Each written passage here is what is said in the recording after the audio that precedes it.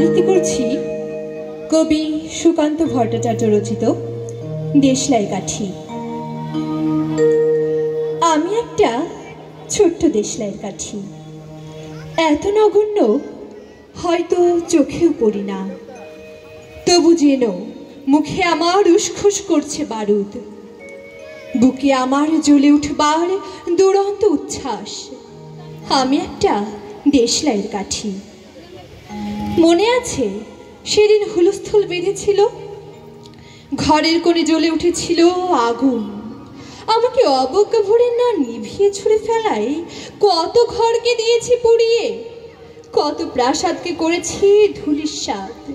আমি একাই ছোট্ট একটা দেশলাইয়ের কাঠি। এমনি বহু নগর বহু রাজ্যকে দিতে পারি ছাড়খাড় করে, তবুও অবজ্ঞা করবে আমাদের?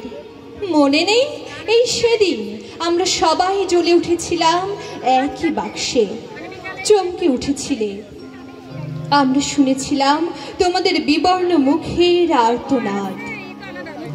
আমাদের কি অসীম শক্তি তা তো অনুভব করেছ বারংবার, তবু কেন বোঝো না আমরা বন্দি থাকবো না তোমাদের পকেটে পকেটে। আমরা বেরিয়ে পড়ব, আমরা ছড়িয়ে পড়ব শহরে গঞ্জে গ্রামে দিগন্ত থেকে দিগন্তে।